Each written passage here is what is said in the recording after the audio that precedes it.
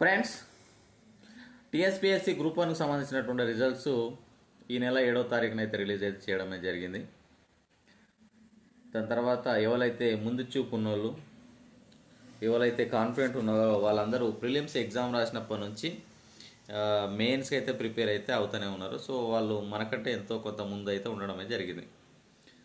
మనం ఏం చేసినామంటే అట్లీస్ట్ ఆ ప్రిలిమ్స్ రిజల్ట్స్ వచ్చినాకనే చదువుదాము అనేటటువంటి ధోరణిలో ఉన్నాం. తర్వాత సీరియస్నెస్గా లేము.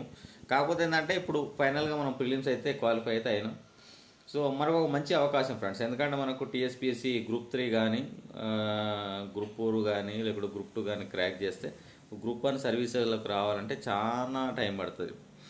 మనం ఒక గ్రూప్ 1 ఆఫీసర్ అయినామంటే, మనం ఒక డిప్యూటీ కలెక్టర్ అయినామంటే, దాని తర్వాత కలెక్టర్ కావచ్చు, ఒక 15 ఇయర్స్ తర్వాత మనం కన్ఫర్డ్ ఐఏఎస్ అవుతాం. సో చాలా లాభాలు అయితే ఉంటాయి. ఇంకోటి ఏంటంటే ముఖ్యంగా మనం సమాజానికి ఏమైనా సేవ చేయాలనుకుంటే మనకు ఒక పెద్ద సర్కిల్ ఉంటుంది కాబట్టి మనం ఎంత అంటే అంత సేవ చేయొచ్చు.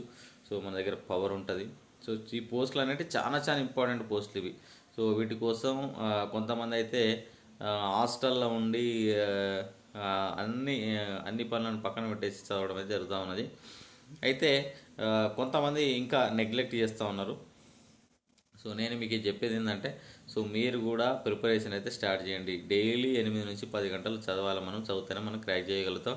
సో ఈ టీఎస్పీఎస్సీ గ్రూప్ 1 మెయిన్స్ ప్రిపేర్ అయ్యేటప్పుడు సో ఫస్ట్ మనం చేయాల్సినటువంటి పని ఏంటంటే, ఉన్న సిలబస్ ఏదైతే ఉందో ఆ సిలబస్ని కవర్ చేయాలి. మనము ఇంకోటి సిలబస్ అనేది కొత్తగా ఏం లేదు, మనం ఆల్రెడీ ప్రిలిమ్స్కి అంతో ఇంతో చదివే ఉంటాం. సో ఉన్నటువంటి ఆ సిలబస్లో మనము ఏదైతే చదువుతా ఉన్నామో ఆ సిలబస్ని మొత్తం చదివేసి దానికి సంబంధించినటువంటి కంటెంట్ ఒకసారి రెడీ చేసుకోవాలి. కంటెంట్ రెడీ అయిన దాని తర్వాత దాన్ని రివైజ్ చేసుకోవాలి. అదేవిధంగా ఆ రివిజన్ టైంలో మనం ఏదైనా ఒక టెస్ట్ సిరీస్ రాస్తే బాగుంటుంది. సో మనకు చాలామంది ఐఏఎస్ ఇన్స్టిట్యూట్లు ఈ మధ్యలో హైదరాబాద్లో చాలా ఉన్నాయి.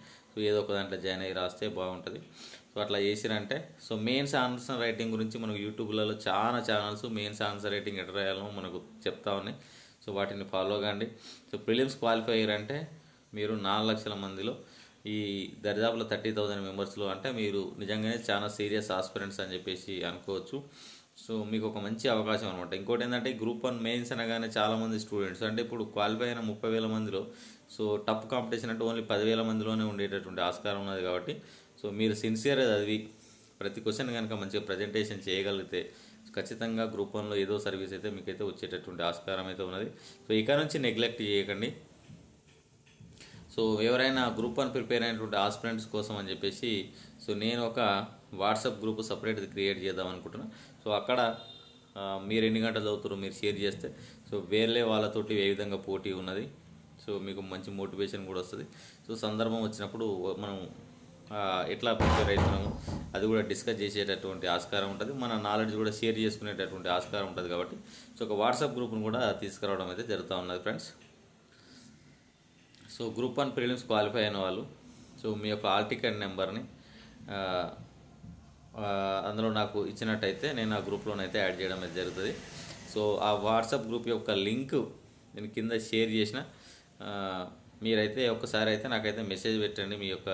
మీరు క్వాలిఫై అయినటువంటి మీ యొక్క ఆల్ టికెట్ నెంబర్ పెడితే సో మీరు క్వాలిఫై అయ్యారా లేదా ఒకసారి క్రాస్ చెక్ చేసుకొని అయితే ఆ గ్రూప్లోనైతే యాడ్ అయితే చేయడం అయితే జరుగుతుంది.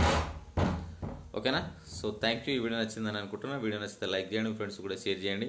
సో ప్రిలిమ్స్ క్వాలిఫై కాగానే నిజమైనటువంటి సంబరం కాదు.